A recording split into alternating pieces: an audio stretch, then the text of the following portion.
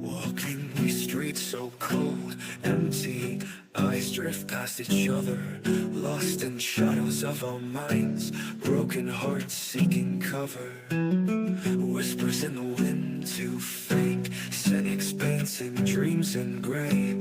No one listens, no one cares, bitter souls with much to say. Oh, we're jaded, we are torn, living in this fractured dawn, polarized and so forlorn, trying to find where we belong. Silent cries behind closed doors, masking the pain that's ever known. Confusion tangled in our veins, searching for a love we've never shown. Falling stars in the night, splitting skies without a sound. Hopes too weary to ignite in this jaded battleground.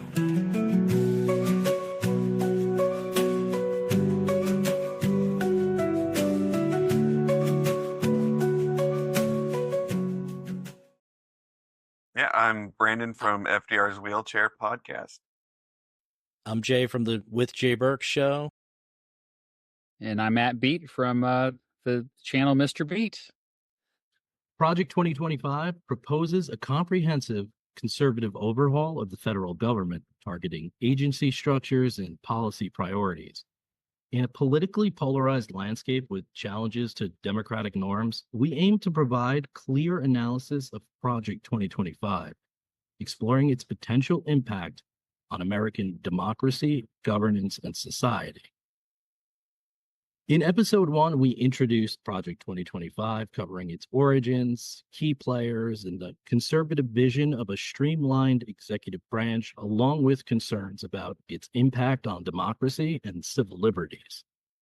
Now in episode 2, we move from theory to action, exploring how Project 2025's principles might shape government actions and their potential consequences.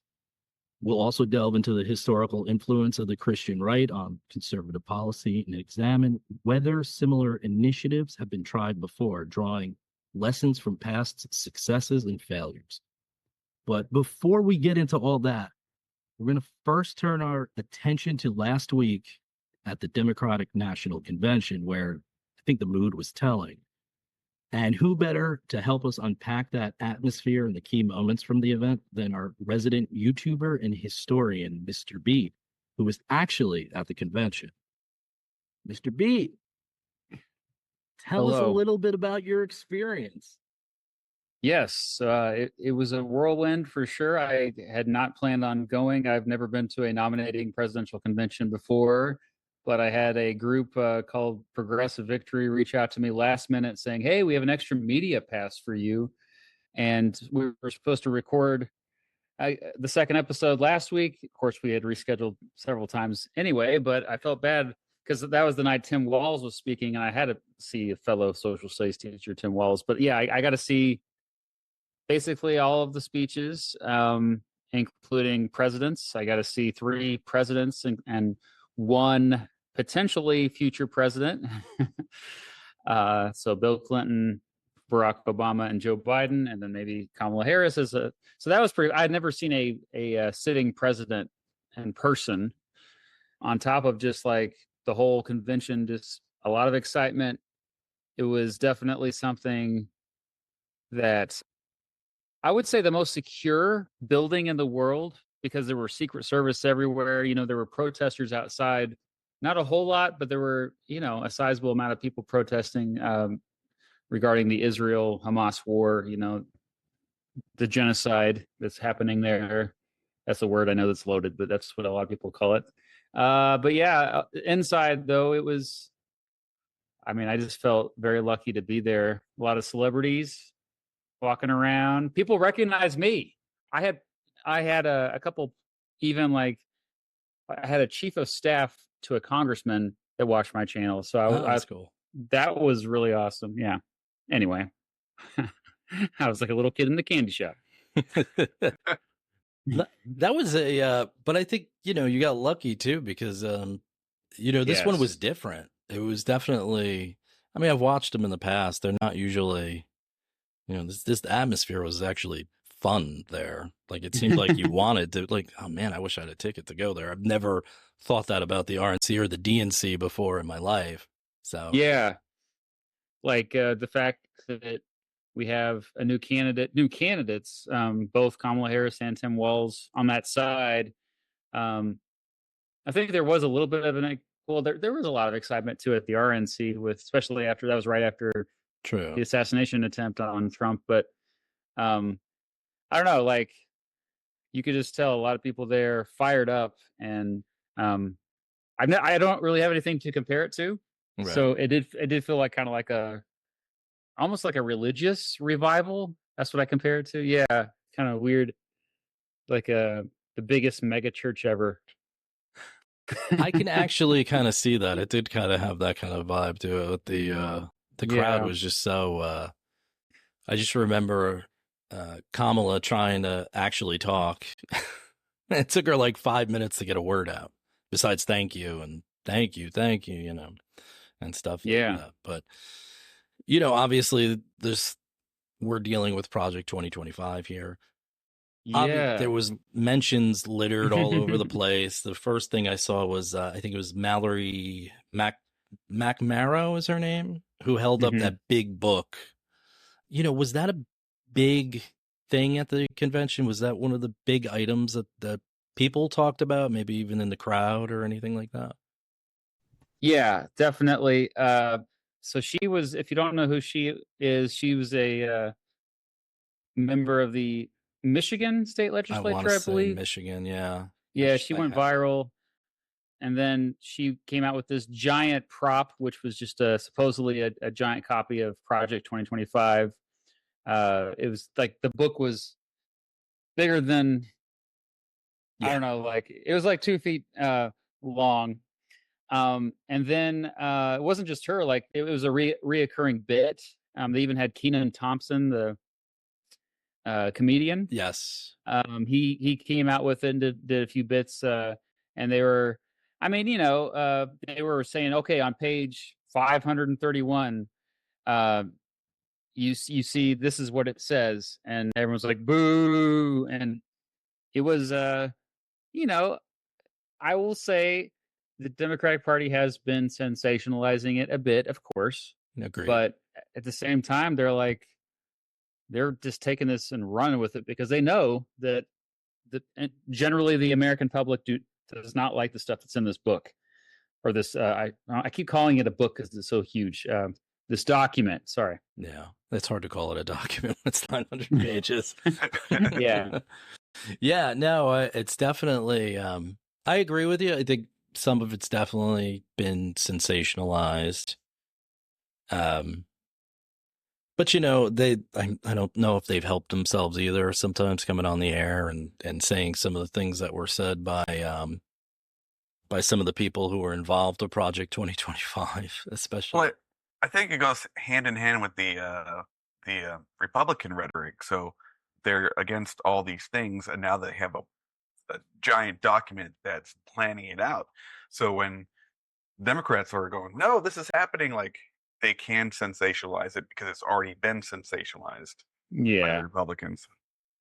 Well, it's hard. I was with it in writing too, right? Because it's like, it was amorphous. Like you just kind of like talk about one policy and this policy, and like somebody, like when I grew up with my parents, I'd be like, oh, I know he said that, but he, like, that'll never happen. But it's written down. It's like, is that? Yeah, it's not. They don't have the he's being sarcastic. Yeah. Rhetoric anymore. I was hanging out with a couple other streamers, Pondering Politics, and I'm Really Important. Shout out to those guys. And Pondering Politics, he always brings us up this false equivalency.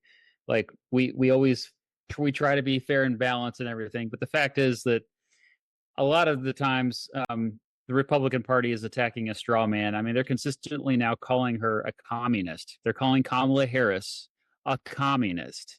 This is literally Red Scare stuff from 1952, straight out of the McCarthy playbook. Yeah, Comrade Kamala. I heard. Yeah. Like it's not in reality at all, and yet sure. Democrats might as well sensationalize. It's still not nearly what the Republicans are doing right now. Right. Right. So, I mean, obviously, then the feeling is this is still going to be a major liability to the Trump campaign. I guess just being at the convention. I mean, this is what they're going to hammer home. I mean, there's other things too, but this is. I feel like this was giving him issues when he was even starting to pull away from Biden a little bit. Like when this came out, it kind of pulled him back a little bit, but he was starting to run away from Biden a little bit after the RNC and after the assassination attempt, and obviously after the what's it called? The debate. Yeah, that's what it's called, the debate. You just did the impression of the debate. It's COVID. I always blame my COVID from years ago. Still, yeah. I mean, so it's obviously going to be something I guess they hammer home from here on out. But it's a strategy that's working. So. Yeah, and he's trying to distance himself from it because he's getting hammered on it. Yeah, the big problem he's having is just too many people he's involved with. He keeps shaking hands with them. Yeah, he just happened to, yeah. So, I mean, I guess to his credit, he knows that it's an issue he's been trying to stay away from, but he just, can't. Especially, there was some a few weeks ago, I think maybe it was the week of the convention, that came out with the something that leaked that one of the writers of the book, I think, he said that Trump was on board with it. Like they talked to him and he's on board with all this stuff. And they mentioned that at the convention, actually, in the video. Yeah. Yeah.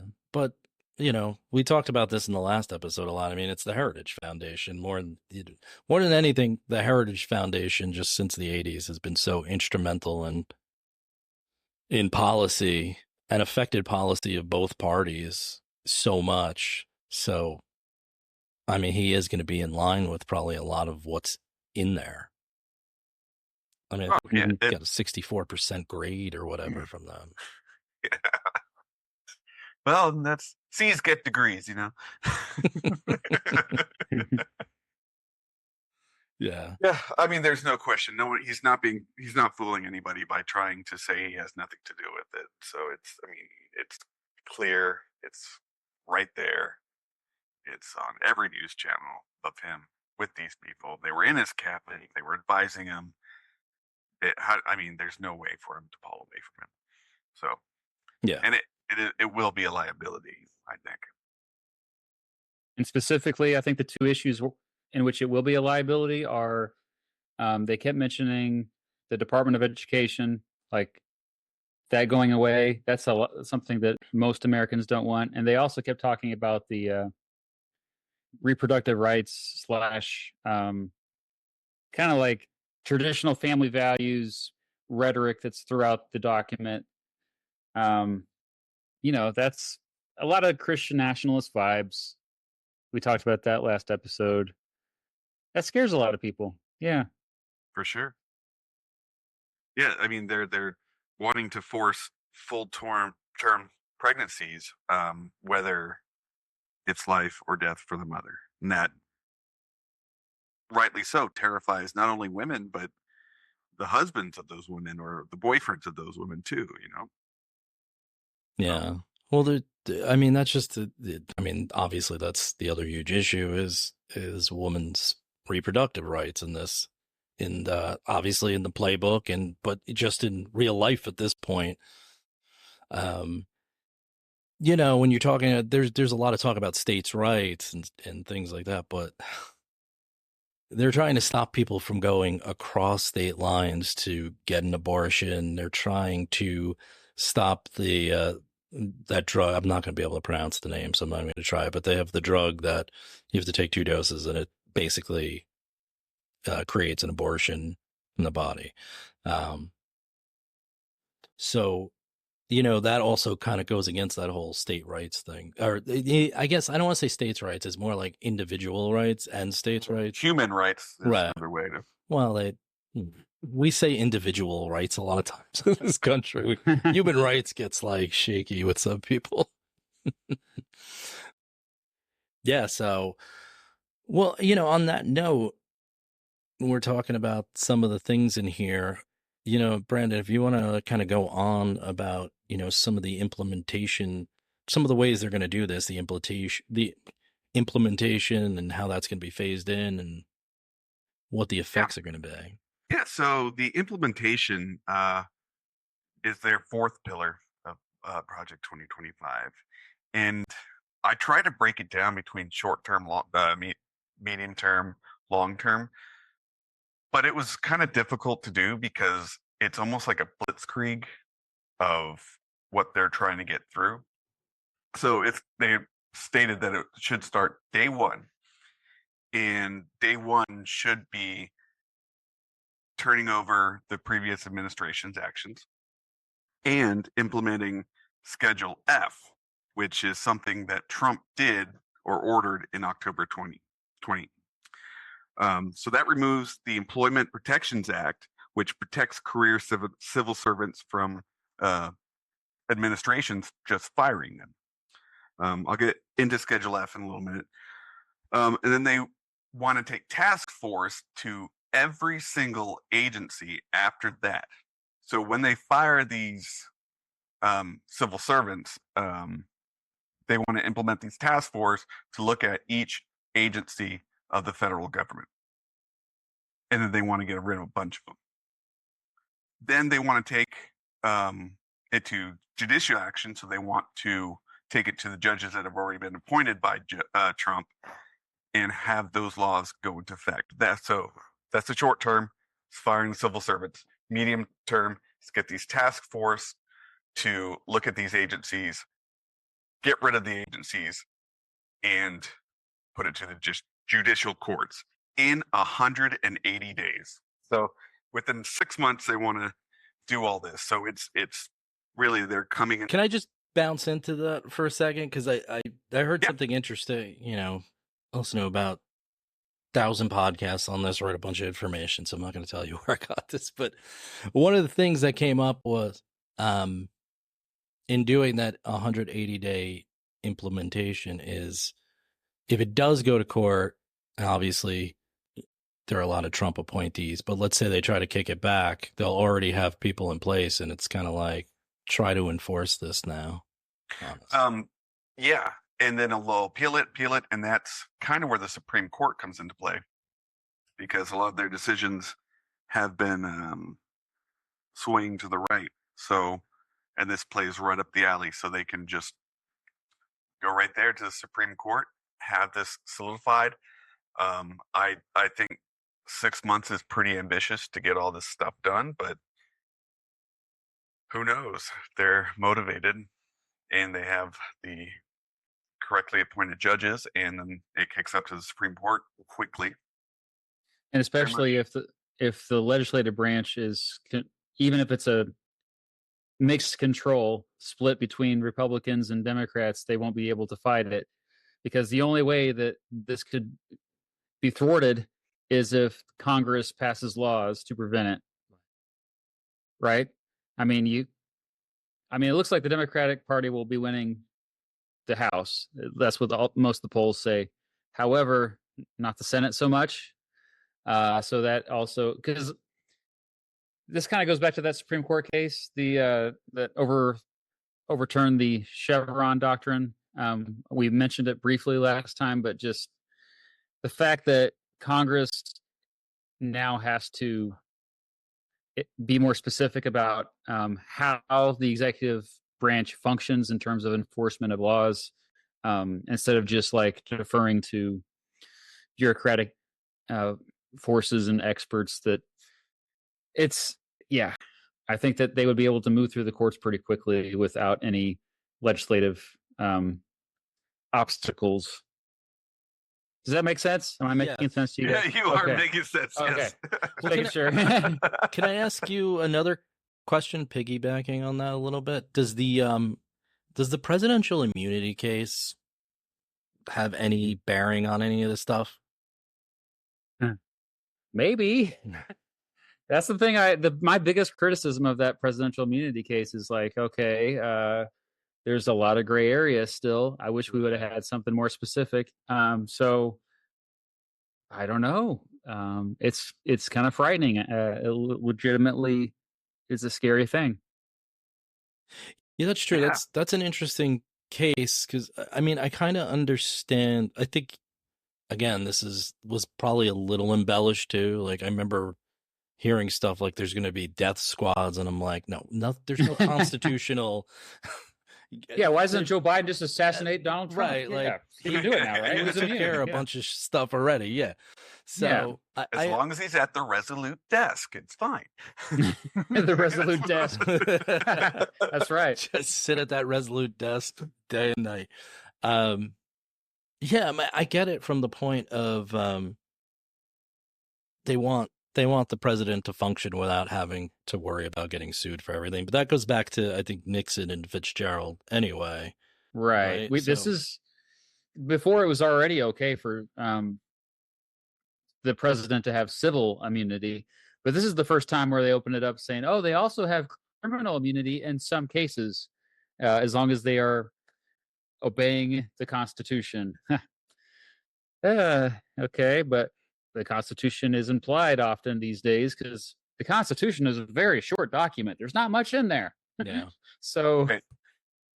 yeah, Yeah, we do forget that. It's not really it doesn't so much is implied. Yeah. Yeah, it's not very comprehensive on certain Yeah. aspects. yeah, a lot of implied powers there. No, I get that. But no, I always wonder if that's going to be something. I mean, I guess we'll see because I feel like that decision was okay. I understand where you're going with the decision, but you didn't, you didn't really specify a lot in it either. So we're gonna have a lot of court cases on it, and I'm going to assume that's how we're going to try to get to. I think so. Something that defines it. They just kind of kicked it over to like, all right, let's see what happens with this, and then we'll go from there. This court is notorious for doing that the last few years. Let's just defer and see what happens. Yeah, we can't. Our hands are tied. We can't make a decision on this right now. Yeah, but I mean that's a huge part. I think that's something we're going to focus on a lot in the next episode is some of the court stuff. But yeah, very very interesting to see. Well, I mean it's all just a part of the whole story that's going on with all this stuff. So, yeah, but I know Brandon, you were going to say you were going to get a little more, I guess, into Schedule F a little bit, right? Yeah, so I was trying to find. I had to read Project 2025 for majority of the day today. So the one aspect that we know is on day one, they want Schedule F executed. So Schedule F, as I mentioned before, is taking away the Employment Protections Act. They want the president just say, it's null and void, it's done, you no longer have it. So after that, they're aiming to get rid of around 50,000 civil servants. That's an estimate. We really don't know. It's what people are talking about that they want to get rid of. It's not stated in the text. But that leaves open a lot of open spaces in the bureaucracy. Now, the way they want to get rid of them is to say due to incompetence or just being bad at your job. Again, they don't outline what it means to be bad at your job. It could be making too many typos. It could be having a Barack Obama sticker on your computer. It could be any of these things. There is no protections anymore. They also do not state what the hiring quality will be about the people that they put in there. It could literally be a civics test, and if you fail that because you're not right-wing enough, you don't get the job because there is no protections anymore. That's day one, is what they're going to try to do. Yeah, so that, what, the other interesting thing on that is I was trying to figure out, I'm like, whatever happened with that? I thought maybe it got struck down, but what happened was it was implemented so late in his term. Yeah, and it just, Biden just, yeah, he just got rid of it, but you would have had these legal challenges to it. And so again, the court is going to have to play a role this would be for a Trump presidency, I assume, but the court would have to play a major role in that because there's going to be legal challenges to it. You would hope so. And it, like, you know, Trump denying that Project 2025, whatever, you know, he can deny it all he wants, but this is something that's in Project 2025 that he clearly says he supported, that on day one, if he's reelected, he's going to reissue Schedule F. Yeah, and that's the kickoff of Project 2025. That's the first pitch of the game. Is Schedule F.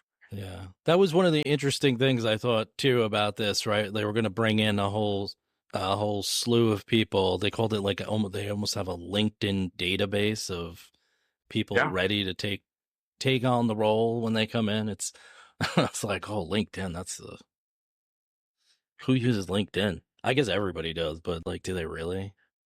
Yeah, exactly. Do we really? You have career professionals that could be ready to lose their job because they already have names. Yeah. But I mean, a lot of this stuff was designed so that these guys didn't have to worry about losing their jobs because of who they swore an oath to. They swore an oath to the Constitution. They were literally protected from partisanship. Right. And that's the idea, how to make this thing function, right? Like, you can't be scared about what you're going to do. And the right wing has and Project 2025, they talk a lot about this they keep referring to it as the deep state, and they want to dismantle the deep state.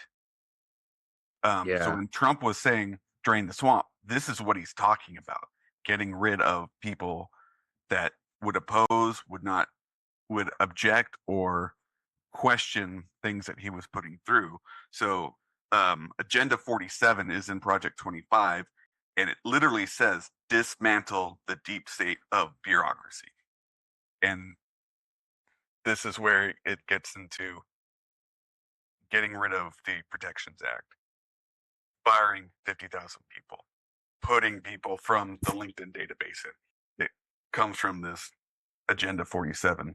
But in looking at this, like, he's going to fire 50,000 people. I mean, how many people do they have to bring in if they're going to give basically authority to the president? It depends what positions. If they define 50,000 leaders, gives you a lot more power than, say, 50,000 entry workers. Well, that's true. That's a good point. That's interesting.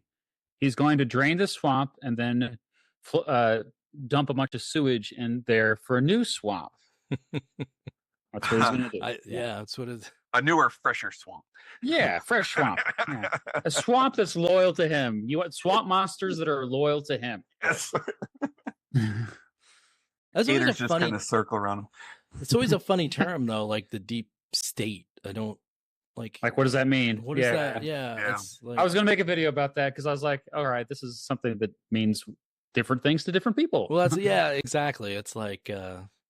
Is it the Pentagon? Is it the president? Well, is it I the could bureaucracy? see like I can see CIA? something like there's certain parts of the bureaucracy being like, oh, that's the deep state, like, maybe in the CIA or I feel like it's to me because it's like secretive, you know what I mean? But it's the NSA kind of something that makes sense. Yeah, CIA and NSA makes sense. Yeah, to me. This is X-Files deep state I'm looking at. yeah. But like the deep state doesn't sound like it should have that many jobs to me. I don't know. 50,000 is a lot for a deep state. Yeah. Deep state operatives. Doesn't seem like it'd be very secretive if you have 50,000 guys running around. Well, talking about stuff. But on that note, like, what are they talking about then eliminating? I know Mr. Beat obviously talked about the Department of Education and maybe some. It's the who's who of departments that they want to eliminate. Starting, as we already mentioned, Department of Education. Mm-hmm. They want to get rid of FEMA. They want to get rid of the EPA. They want to get rid of the VA. They want to get rid of HUD. They want to get rid of DOJ. And last but not least, they really want to get rid of the CDC. So all those, and what they want to do is privatize them. I was going to say, like the language in Project 2025, it doesn't make it seem like they're just going to get rid of them. It says like, doesn't it use the word reorganize or something? I don't remember exactly what. Yeah, but they worded it a certain way. they worded it in a way like, oh, okay, I can kind of see. Are you just going to reform them? Well, they want to get rid of the or the people that are operating it now and give it to a company, basically. So they're taking away from the federal government. It wasn't quite those words, but they want to remove the burden from the federal government, I think is how they said it. Yeah. I don't know how you're going to do that with the DOJ. That's a pretty important organization. How do you have a company that is now going to be in charge of prosecuting people? Like it's been there since the beginning of the country. It's like the OG department. I don't oh, McDonald just brought up charges against me again. Yeah. Being prosecuted by Ronald McDonald. It's funny though, and Mr. B, you were talking about the Department of Education. So that's been talked about for a long, long time, is like getting rid of the Department of Education. But I remember, you know, one of the things, Reagan kind of ran on that. And then when he talked about doing it, he got such backlash that he said, no, I never wanted to do that. Somebody said that in my cabinet or something like that. I remember reading in a book. Like Reagan was interesting like that because he was actually very aware of where the public was and kind of did shift with him. But that Department of Education, and it's like nobody wants to get rid of that. Yeah. Again, we come back to this constitutional thing. I've heard a lot of them say that it's Department of Education is unconstitutional, but just because it's not referenced in the Constitution doesn't make it unconstitutional. Am I correct in saying that? Yeah. Also, like I said last episode, the primary purpose of the Department of Education is to distribute funds for the states. The states actually still run their educational systems, so you know it's not like the federal government is actually running the education system. Like there's no top-down administrative state in terms of specifically how schools are run in this country.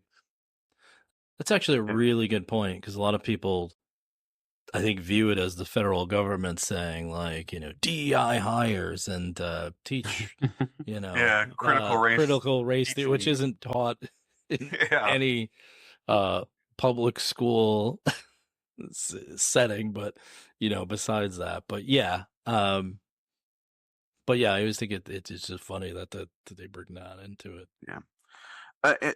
Another interesting point I just thought of is, if you privatize FEMA, does that take away the president's ability to send, like, it's a national emergency, I'm sending in FEMA? If it's privatized, then they go, no, that's a blue state, I don't want to go there. Where does that define the president's power to send federal aid if FEMA doesn't exist, or as a public entity? So when you privatize something, and the government's privatizing it, somebody should probably look into more, but like, who is that private organization accountable to, though? I still think it would be accountable to the government and whatever the contract is. Whatever the contract is. See, right now it's under the discretion of the executive branch to say, hey, you need to go, let's do it. You're accountable to the president. With the contract, who knows what they're going to put in there, what loopholes, what contingencies, what clauses that they could put in. Like, we're not going to do hurricanes. That's not us. We're doing tornadoes and earthquakes. I mean, I think Congress would have to step in and say, you're going to have to do this. I think the only thing to save us from this possibility is the legislative branch is going to have to be how it's supposed to be, the most powerful part of government. And because, I mean, I think we had these issues a little bit with Andrew Jackson. Like, he sometimes was just like, no, I'm not going to do that. You want a central bank? No. Right. And that's why they called it a literal bank war and stuff like that. I mean, and then Congress had to kind of show, hey, we're the ones with the money. You have to listen to us, because that's ultimately what it is. Like, the president does rely on funding Right. from Congress. That's their primary job. I don't know. I guess like I do feel a lot of the what you're talking about, privatization. I just went back and kind of looked over some of this stuff, and I don't think they're not coming out and saying this explicitly that everything's going to be privatized or back to the states. The main language they use is like everything's going to be more efficient, and we're going to privatize as much as we can, but main thing is decentralize and shrink, lean, efficient, which is the same crap that the Heritage Foundation has been saying since the 70s. So yeah, I mean, well, and that comes into reorganization would be, I think, on par with privatization, but probably interconnection between different departments and stuff like that. Maybe forcing departments together to handle more. The most troubling thing is the fact that they want to bring back the spoils system, and the loyalty is more important than being an expert in your field. And that's definitely I mean, no doubt Trump is all about that stuff, like, because he said it and he did it. He did it. Part of it was Schedule F, as you were saying before. So I think that should be more of the focus that people should be worrying about. Yeah, because it kind of, with power like that puts a lot of power in the executive hands. It does. But this whole thing seems to put a lot of power in the executive's hands. Like, it's just even a lot of these departments are now meant to, like, even for national security and stuff, or it's like they want, I'll have to find it, but it was like the director of national intelligence should be looking to the president to know what interests are deemed important, as far as national security. And the apparatus was just weird. Like, they didn't have their own. It just doesn't seem like anything is out of the executive's hands here. Yeah. It's like everything flows through the executive. I'm waiting for Project 2026, where they go after Congress. On their way to become a dictator. Yeah. Yeah. The executive has power to dissolute Congress on day 1 of the second term. Oh, I did have Congress needs to fight. Like, especially, it would be weird to see Trump elected, but then Democrats win all of Congress. Yeah. That would actually be, I would be like, oh, good. But at the same time, who knows what he would try? I mean, I guess we do know. Project 2025. Yeah. I feel like it would be 4 years then of nothing getting done.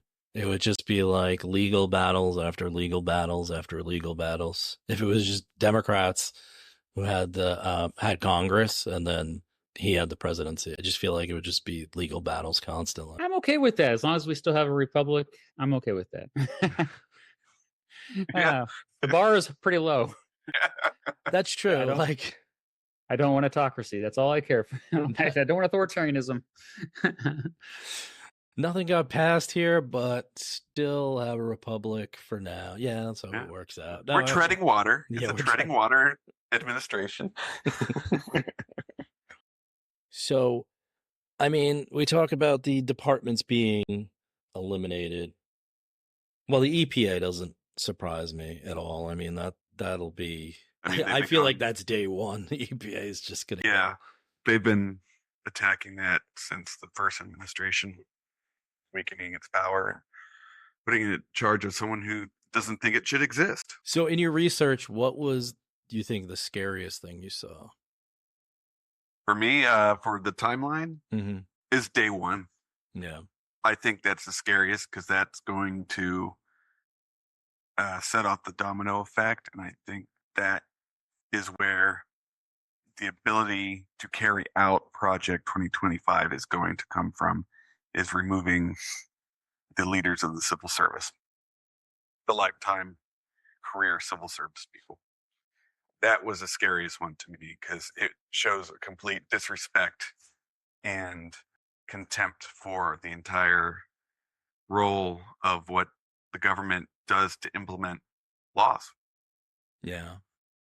I don't think people realize, though, to taking away, like, so a lot of these career guys, at least it's a big mechanism that they're working with. It's just Yeah. not easy to pull apart the machinery, like take out screws Yeah. of it and throw it Yeah. and see what happens. I mean, I think there's some people who like that idea, like it's a wrecking ball and they'll just, Yes, goes down. absolutely. And then A lot of people.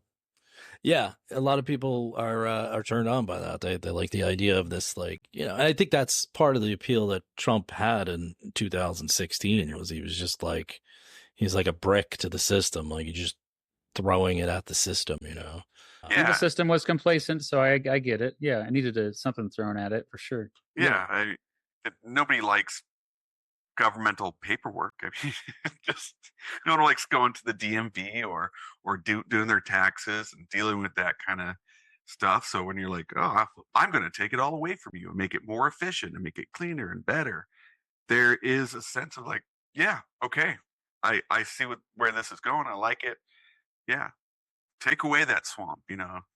There is. And I was gonna say there's actual things on the left that we complain about, like regulatory capture and the influence of corporations on these executive agencies. A lot of times the revolving door between the private sector and the public, these so-called public servants. So I get the cynicism, but it's the whole system does need to be reformed, but that doesn't mean you just completely dismantle it carelessly. That's the problem. Yeah. I think the key word there is carelessly. Just Yeah. we're throwing it all, tossing it all away, and they go, now what? Now what do we do? Exactly. No, I agree with you. I think that there's obviously complacency happens, and we obviously need to change that a lot of times. But yeah, that's the thing. It's like taking a wrecking ball to the system. Like I felt like obviously in the 70s there was a moment where it's like, something needs to change here. We need to do something when we had stagflation and just things were out of control. So I understand where Reagan was so popular at that point. But a lot of times we're always like, we're talking about tearing down things when it's like, or we could legislate and just try to make it a little better. Yeah, that's a slow improvement, I think, is a better tack to take. Yeah, I mean, that's usually the case. There was an interesting book I read called Savage Continent by Keith Lowe, who's an English historian. I think he's a professor too, but what makes me respect government is he's one of the first people I saw that put together a comprehensive book about post World War II from 45 to when we got the Marshall Plan. And he said he read a lot of history books about post-war Germany, but not really anything comprehensive about all of Europe and everything that went on there. And he kind of talks about that. Like, people don't understand what it's like in some of these areas. There was no post office anymore. Like, everything was gone. And, when you read the book, you realize it's like everything that goes into making society work. And once you take something out of it, it's pure chaos. And after reading that, I was like, I don't even know how they got back to what they are. By the end of the, it took a decade maybe, but I mean, they had no infrastructure. They had no infrastructure, no police stations, nothing. Fire. Yeah. Hospitals. I mean, we get annoyed when there's a pothole. Could you imagine when there's no road? Yeah. So, I mean, it was one of those things that made me really respect what it does. But that doesn't mean there's not problems with it, obviously. Yeah. So I just got this quote from the Kettering Foundation, and it's from Don Moynihan. It said Schedule F would be the most profound change to the civil service system since its creation in 1883. So I think that says quite a lot. Because Yeah, that's when 1880s. That's when we had lots of civil service reform. That was like one of the big issues back then. Like, oh, we got us to stop just having people in the executive branch that are just loyal to the whoever happens to win the election. Yeah, well, that was big. Yeah, what you say in the 1800s? That was the spoil system. When did they end that? In the 1880s or something like that? Yeah, Andrew Jackson started it. Right. That's Trump's favorite president. of course it is. And then yeah, like because before Andrew Jackson, it was kind of well understood that okay, we need people who know what they're doing in here. And they were all elites anyway. So, but like yeah, those radical Republicans first mentioned it at the end of the Civil War, and then by the 1870s, it was like a main campaign issue, and that's how like James Garfield. That was one of the things that he got elected on. It's so funny because the irony, not funny, but definitely ironic because the crazy guy who assassinated him was like, "You owe me a job. I got you. You wouldn't be president if it weren't for me." And then he ends up shooting him. Yeah, the irony. And Garfield's like, "Oh no, we need people who know what they're doing in here. They don't have to be friends with me." Yeah. Yeah. Oh, it's okay. So it's the Pendleton Civil Service Reform Act in 1883. All right. So let's move the topic along. Wanted to get into the influence and the rise of the Christian right on this. So obviously, I said I would take this, and that I did some digging into, the rise and the integration into the conservative atmosphere from Christian right. But there's an interesting thing. So this whole week I've been watching a show on Netflix called Turning Point, the Bomb, and the Cold War. And it's like a 9-part series, but I think it's like episode 5 or 6. They get into Reagan and the Cold War. So, it's getting into the 80s at this point. And I'm watching him, and they're doing the speech from March 8th, 1983. And that's when it's getting pretty hot. He does the Evil Empire speech. And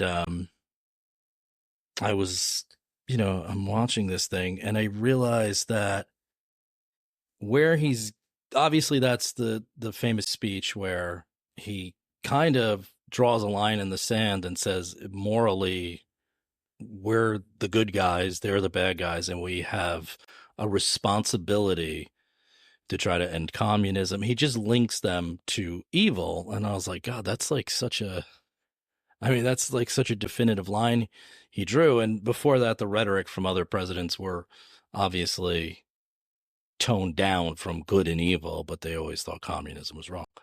But I looked in the back, and he's giving that speech in Florida at the National Convention of Evangelicals. And I was like, wow, that's telling, like I didn't realize that. I mean, I've seen that speech. I've seen parts of it at least a million times over the years from the time I was a kid, especially my parents were big Reagan people. So I've seen it and heard it a lot. Firsthand. I had firsthand experience. So, but I thought it was really telling, because he's talking to what would become really the Christian right, later on, what's so instrumental in this policy, in this manuscript, or whatever you want to call it.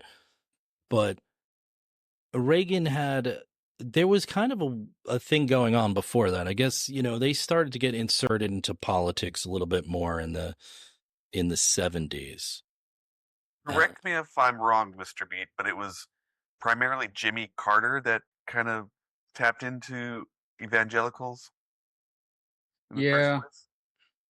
Yeah. Yeah. The moral majority, led by Jerry Falwell, that really was a reaction to many of the kind of pretty left movements of the 60s and 70s So like it was a reactionary movement, but it's like, oh, we got to come back to traditional values, and it's like, oh yeah, here we go again. Anyway, yeah. So like, and also like that was the time of like satanic panic and Yeah. that kind of the moral panics. So evangelicals for the first time inserting themselves into politics. Also, this is something I always love to bring up. Abortion became a wedge issue About to say. before the Jimmy Carter. You basically had both the Republicans were split on the issue and the Democrats were split. After Jimmy Carter, because Jimmy Carter was actually he ran as a pro-life Democrat. Beginning with Reagan, it's like, oh, Republicans, we're just going to take that issue. We're just going to be the pro-life party. Democrats are like, okay, fine, we'll be the pro-choice party. So it's really just in our lifetimes that this has been an issue even. Yeah, well, so he kind of, he tried to tap into him, Jimmy Carter, but that was one of the big issues that they had with him, is that he was kind of, I don't want to say personally he was pro-choice, but he kind of just left it, and they felt like he kind of let them down with that. He was a born-again Christian, but he just couldn't capture those issues the same way that Ronald Reagan did. Even though I guess Reagan wasn't, I don't think he was really I don't know if you'd call him an evangelical. I guess he was born again, but he wasn't like what you would say an evangelical was. But yeah, you had the rise. There were some things too, looking back. I mean, there's always been this sense from religious groups that they've always kind of put out there that we're this Judeo-Christian nation or whatever it is. But it never really stuck. But during Eisenhower's term, you see some things that happen as far as he connected with them a little bit. That's when we changed the Pledge of Allegiance. That's where we added under God, and we changed the motto on the money. We inserted the one nation under God. Well, what was it? Yeah, in God we trust. In God we trust. That was a reaction to communism, though. That was part of the Red Scare. So they married the ideas of democracy and Judeo-Christian values together. They kind of just lumped it all in one basket as the opposition to communism and authoritarianism. Although we were secretly funding authoritarians at the time in the 1950s. Oops. Yeah. And overthrowing democratically elected leaders and then installing authoritarian leaders. Oops. Yeah. And in the 80s too, Yeah, up and we were pretty bad though. I've been doing it for a while. Yeah. I think the CIA started in 49, and we just had like a really bad run in the 50s though, where like the UK was like, this guy doesn't seem democratic over here with all the oil. And they're like, oh, yeah? Let's just throw that democratically elected leader out and, install the Shah or whatever. We were in South America a lot, too. We destabilized some regions then, but... I do believe the term Banana Republic. They probably, I think it does come from that. But, I mean... I was kind of shocked by that, but that's the time. The 80s is the time. I think 79 we started the moral majority. Well, you had figures like Pat Robinson and James Dobson, and you're talking about focus on family and things like that. So, and obviously, I mean, the Heritage Foundation kind of is steeped in some of that tradition as well. Some of the members there, but it's interesting how they ended up becoming so strong in the Republican Party, because I read that too with abortion. It was kind of like a split issue between everybody. It wasn't like a left-right thing. In fact, there's a lot of like Catholics back then who kind of just were like, well, it's still reproductive rights, and we got to think about the life of the mother and things like that. And then it just became the issue. I think once you got the televangelists going in the 80s, that became obviously one of the huge issues that the Catholics were they were the original pro-lifers, and so the evangelicals co-opted that. All of a sudden they became pro-life, and so this is our issue. more than Catholics to this day. Like all my family's Catholic for the most part, and they still just vote on that one issue, abortion. That's why they voted for Trump. Yeah, Well, yeah. Ignore all the other stuff. Came through. One issue. Yeah, one issue. Yeah. He came through on that. Yeah. I'm more pro-life than they are. Yeah, they're. I want to keep people after. Yeah, I care what happens after birth. Exactly. Yeah. You know what I'm talking about, Brandon. Yeah. Yeah, I like that. I like that definition when they say that too. It's like pro-life versus pro-choice, but it's like now it's like I'm post. What is it? I'm post life or something like that. Like, I'm post birth. Yeah, Post birth. Yeah, and just going on. I mean, this document is just dripping with evangelical language, like restoring the traditional American family. That is right out of the preacher's words. You know, we have to have the nuclear family, or this country's going to fail. I mean, it's written all over this document. Can I tell you that this is on the subject, off the subject? So when I first started podcasting, I got invited onto a podcast, and it was only like 4 or 5 in. I was a little bit nervous about it, but it was somebody who had I guess he had like a political podcast, and I stupidly just said yes before I listened, and then I listened after, and I was like, "What did I do?" Done that. But like it wasn't. It was funny. So I'm on this thing, and he never released the episode. It was funny. He he like yelled at me. He's like, "Aren't you a father?" And I'm like, "Yeah." And he's like, "Shouldn't you want to protect the nuclear family?" And I was like, "What?" It's like, I want to protect my family, but I don't need to protect like this whole thing. But he was funny because I remember at some point we were talking about the Constitution or something. No, because we were talking about January 6th, and he asked me, he goes, "Well, what was that about?" And I was like, I'm thinking rhetorically. I'm like, "All right, well, explain to me what it was." He goes, "No, I'm asking you because you seem like you know a lot of stuff about a lot of this stuff." And I was like, "Why do you?" I didn't say it, but I'm like, "Why do you have a political podcast if you don't even know what happens on January 6th? Politics?" Yeah, like if you don't know any of that stuff, why are we here? So I don't know. It just reminded me of that. Sorry. But yeah, I mean, abortion obviously becomes big. You know what becomes big in the 80s too is he tried to push school prayer, things like that. Prayer, going against LGBTQ plus rights. I mean, that's another evangelical hot point. Mm-hmm. That's a huge one. Yeah, all the a lot of this stuff. I mean, it's weird. It does date back to kind of like the 60s and 70s. There's a big pushback. There's a part of the country. I mean, there's so much social shifts and stuff, but there's just a part of the country that felt like we went too far, too fast. Yeah. There was that Supreme Court case. You mentioned prayer in schools. There's Engel versus Vitale. That was in 1963, I believe. So yes, I did have that in the notes somewhere. I couldn't find it. The whole Warren Court, the Warren Court did so much in the 60s and the Burger Court in the 70s too. Like these Supreme Court decisions really kind of sparked a counter reaction. Yeah, and that's the evangelical.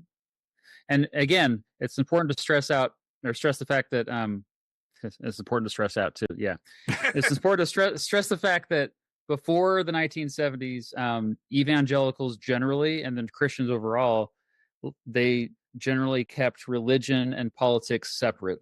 It was not considered appropriate to mix the two and to bring up politics at church, for example, for a preacher to say who to vote for. That would have been because, the whole separation of church and state. And even today, there are laws saying you can't be promoting certain political campaigns at churches and stuff. Although there's ways around it. Yeah. Because of their tax exempt status, correct? Yeah. Right. So you obviously have, I think the ERA played a role too in that, because didn't Jimmy Carter, I mean, he was pushing the ERA, if I remember this correctly, and that was one of the things that just drove him nuts. I mean, segregation played a role in this at some point too. In the South. Busing, Yeah, desegregation, busing. ERA is the Equal Rights Amendment. That was the one that would have given women equal rights, and then, you had Phyllis Schlafly.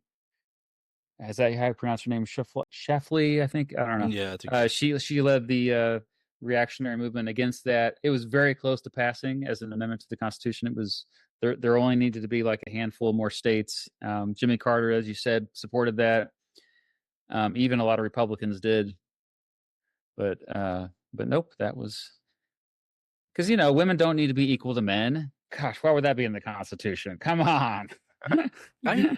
I heard a weird thing about the ERA that it still technically could be passed. It just languishes, like not enough states signed on to it to make it a constitutional amendment.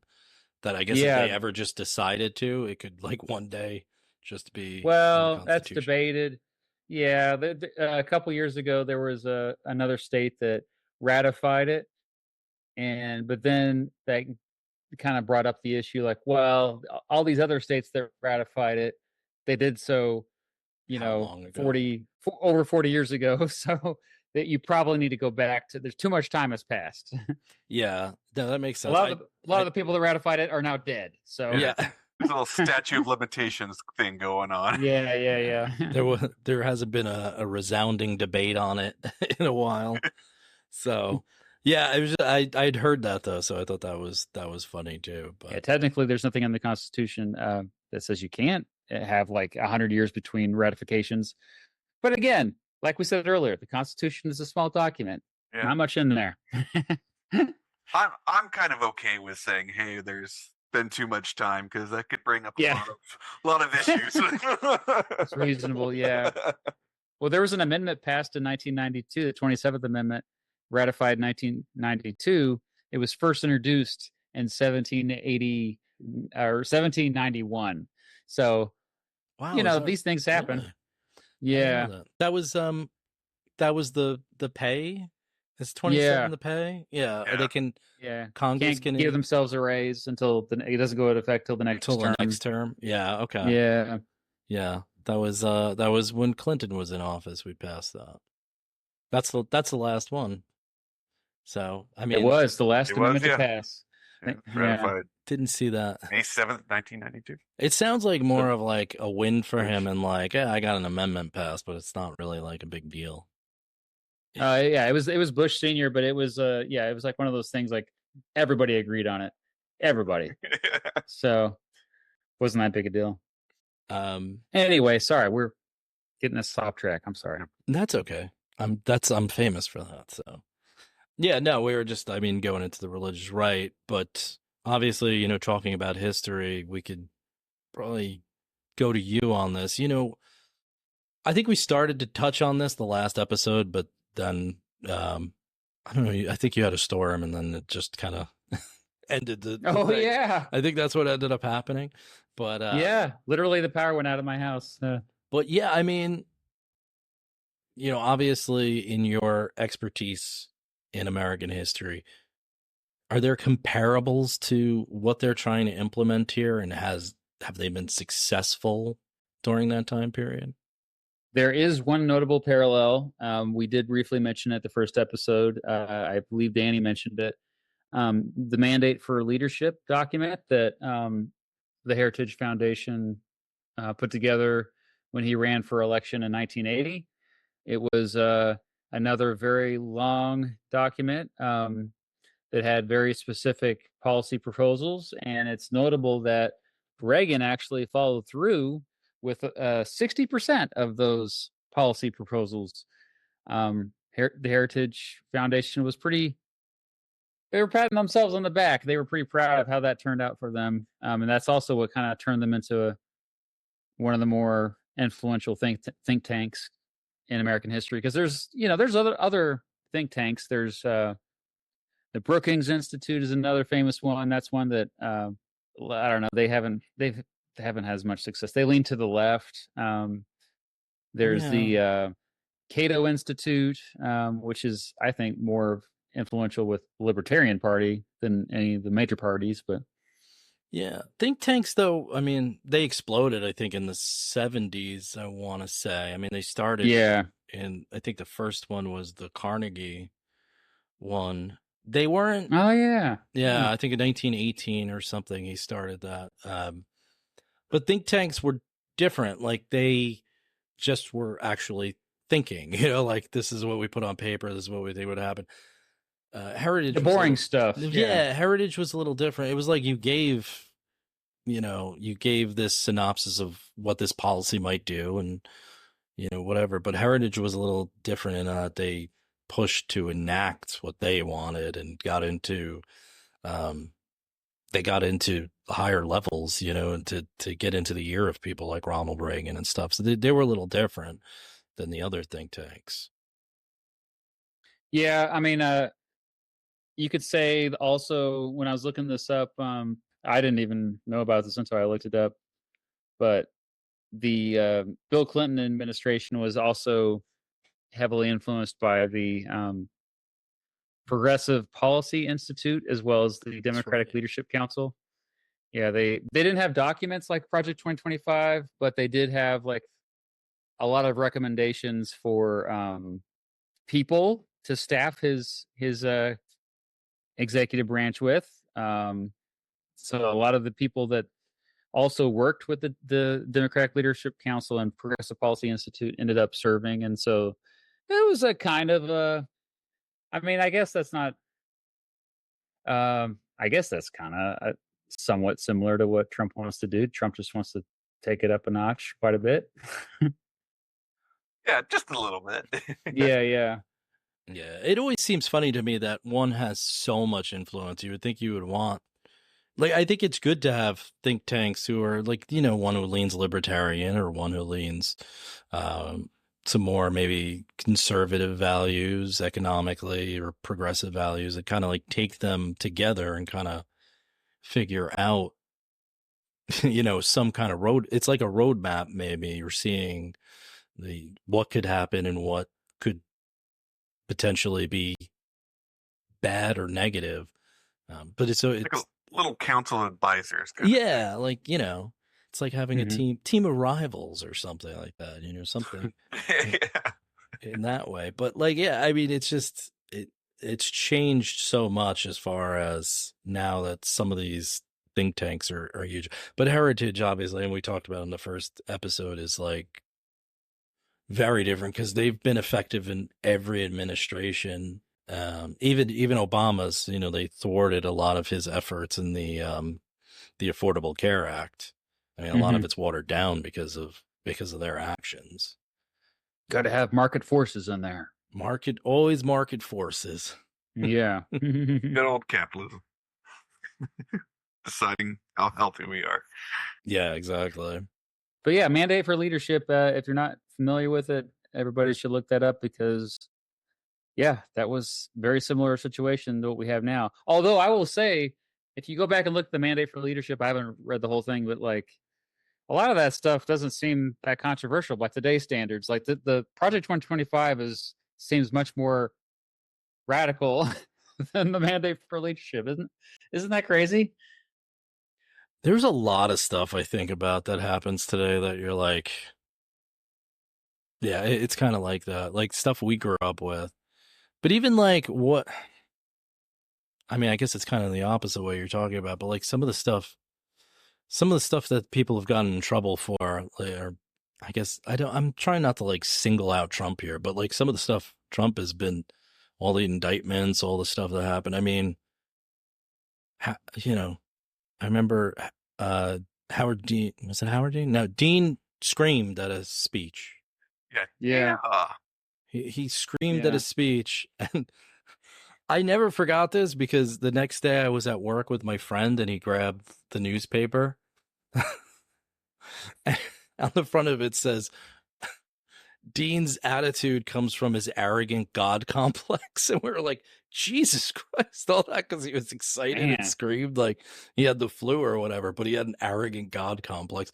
But, he was at one point looking like he could get the nomination. It was very early on in 2004. It was That probably really hurt his 2003. campaign. A scream literally ended his campaign. Yeah. It's crazy. And now it doesn't matter. Like, it's funny because Republicans are trying to like find dirt on Kamala Harris and Tim Walz. And I told my cousin this the other day. I'm like, I mean, he leans to the right. He voted for Trump. I said, dude, we're in a post-flaw society. It doesn't matter anymore. Like, people aren't going to change their mind because of a, like, oh, we got a DUI. Okay. Like, Yeah. who cares? Like, no one cares anymore. Yeah. Yeah. Well, some of it's really funny. The stuff on Walz is really, because Walz is, taking politics out of it. He's kind of like a guy you would want somewhere in office. He's an educator but He's a guy that typically is not there. Like, this is not like somebody, he's not an insider elite, yeah. coastal. I mean, it's like me. If I were Right. in there, it's like, it's so weird to see just like a normal dude in there. And I think that's what's so crazy. Like, JD Vance has tried to portray himself like that. Like, oh, I was raised in modest upbringing and all this, but like, he still went to an Ivy League college. Most of us don't go to Ivy League colleges. We can't get in.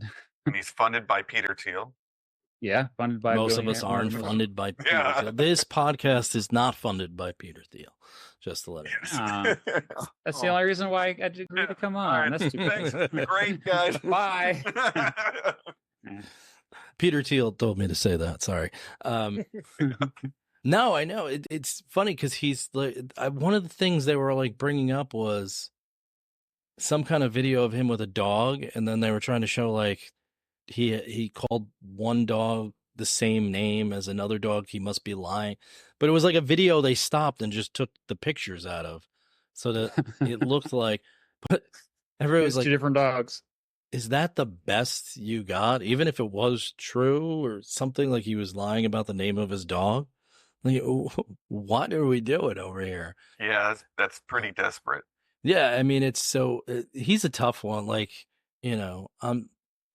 Kamala's had some things obviously thrown at her. I know a lot of time, like back when she did run that first time when she was out pretty early. I mean, a lot of people got on her about marijuana convictions and things like that, but I don't see them bringing that stuff up. It's funny, just the stuff that gets brought up is yeah. So, but try to get us back on track here. So, I mean, those are, yeah. So it's interesting though that the mandate for leadership from 1981 is the one that you bring up, because it's obviously the Heritage Foundation. So they've actually had just a long time to do something along these lines. Obviously, those worked out in the past. I mean, and we kind of talked about this in the beginning. I mean, I think obviously this has become like a thorn in the side of Donald Trump and his campaign, and it would have been for any Republican running, whether it was him or not. But I think because it narrows him in such a definitive box, right? Like he can't maneuver out of it because it's in writing, it's spelled out, and it literally, as I keep calling it, a playbook. And how do you kind of shift and bend to the polls and to what the general trend of the public is? You can't anymore. So he has to disavow it. If he loses, this is like conjecture, I'm just throwing stuff out there, but if Trump loses the election, I mean, do you think that forces a change within the Heritage Foundation, or do you think that, I don't want to say it ends them because they've had so much power for a while, but maybe makes them more subtle about it?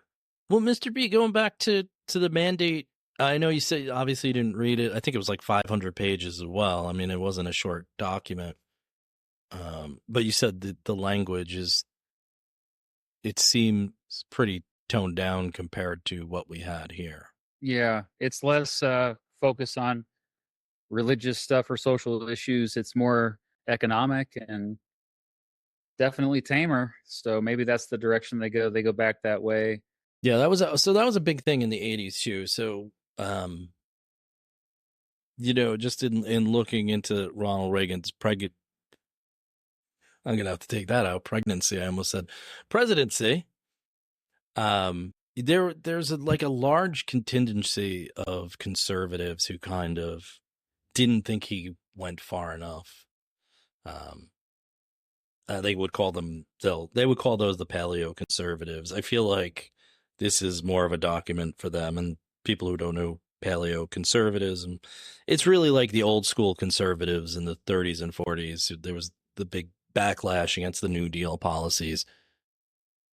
They're more like Reagan was more of the newer Republican, the guys who are against communism, believed in a big, having a big military and spending and stuff like that. The paleo conservatives are kind of like, actually, like a lot of the things Trump's talking about, tariffs, things like that.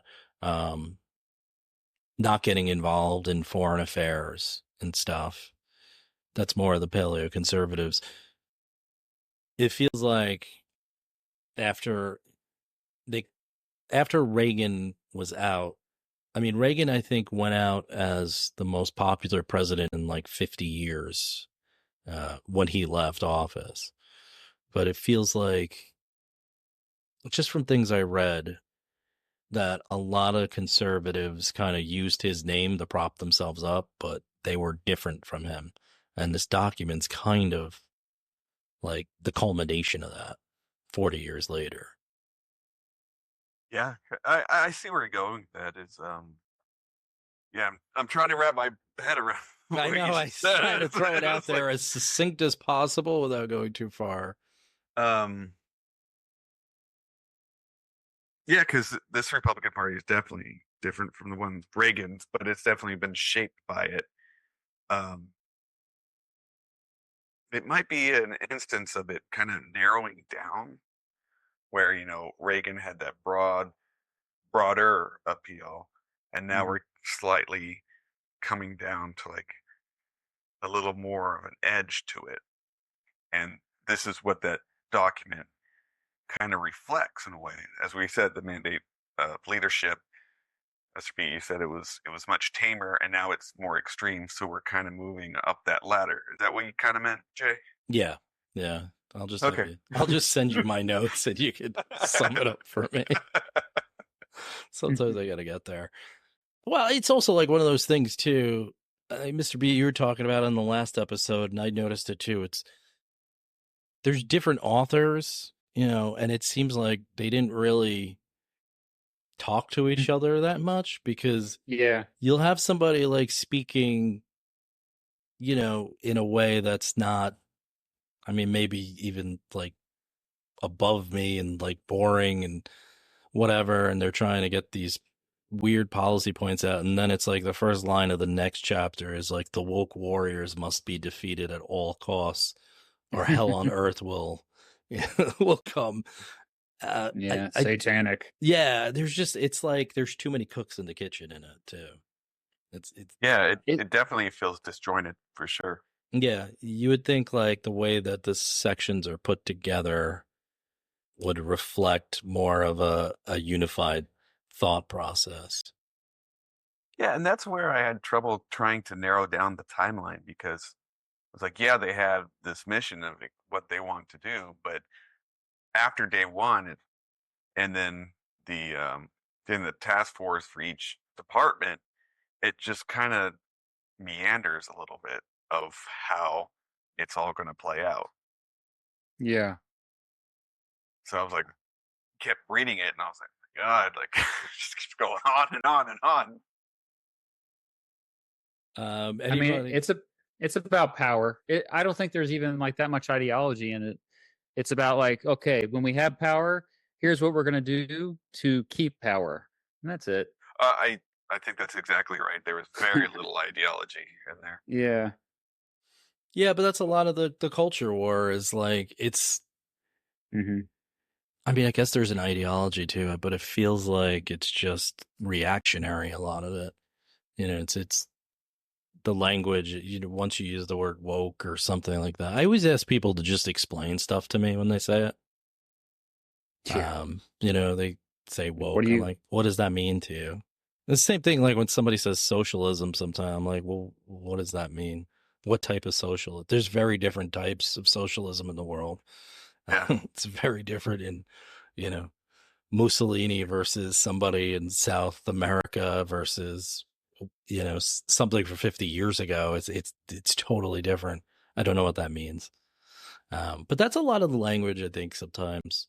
I think that's a big difference between conservatives and progressive people too, is I think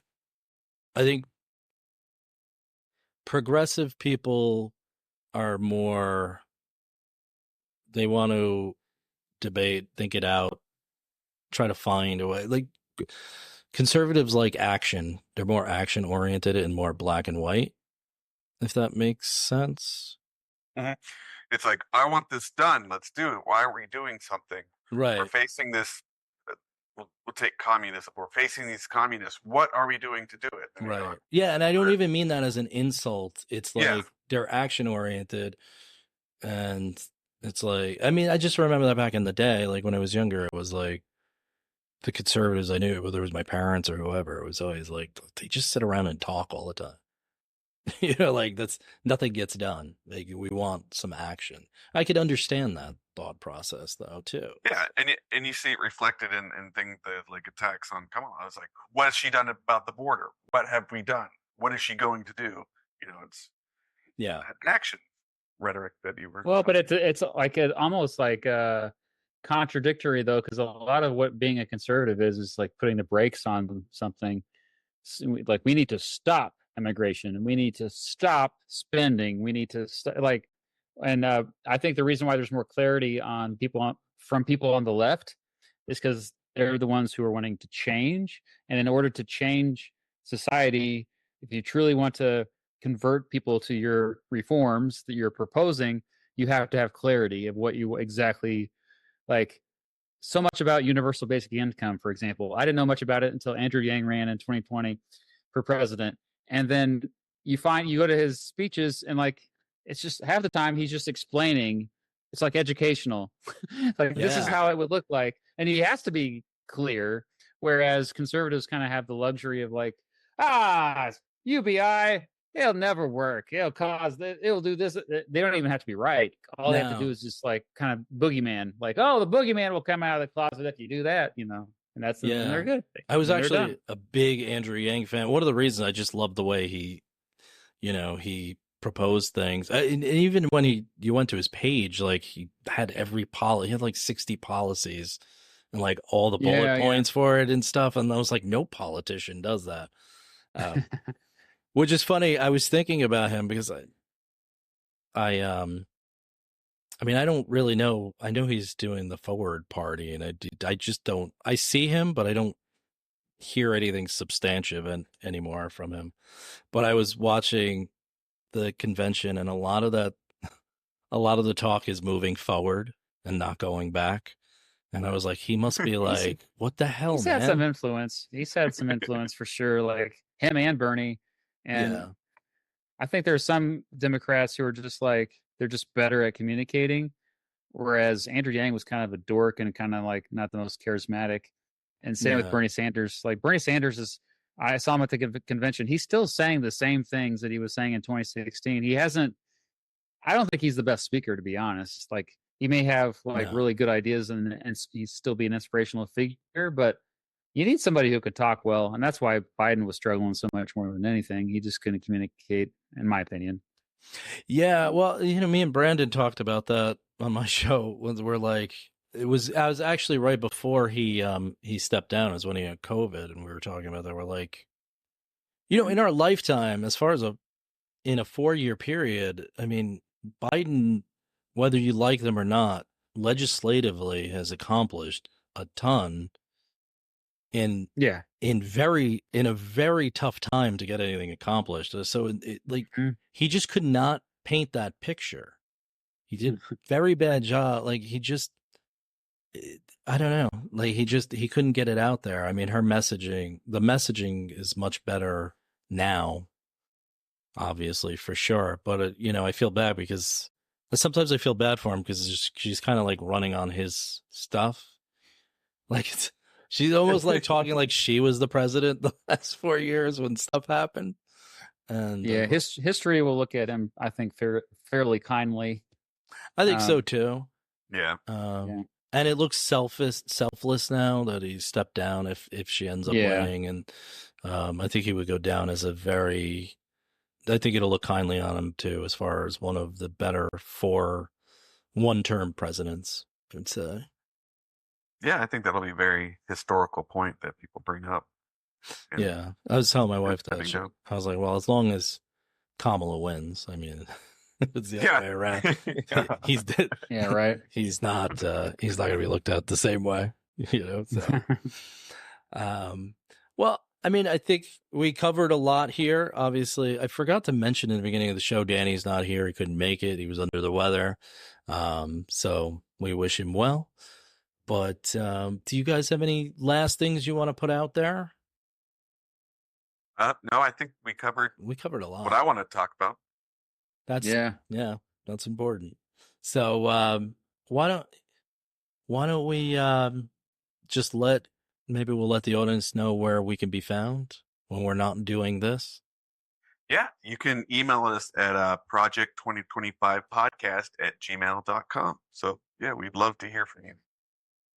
All right, so thank you. And then next week, I think what we're going to do is just kind of talk about if it is fully implemented, just some of those things. We'll mention what the long-term costs might be, the social impacts, potential political responses. And I know we want to go into some of the things that'll be affected overseas, obviously, like the war in Ukraine and other things, like what our European relations would look like if this was implemented. So thank you, everybody, for listening. I'm Jay from the With Jay Burke Show. Yeah, I'm Brandon from FDR's Wheelchair Podcast. And I'm Matt Beat from the channel Mr. Beat. Thank you, guys. Thank you. Thanks for tuning in. If you enjoyed this episode, don't forget to subscribe so you won't miss the rest of our 4-part series on Project 2025. We're diving deep into what this initiative means for the future of public policy and how it could shape America. Stay informed, stay engaged, and we'll catch you in the next episode.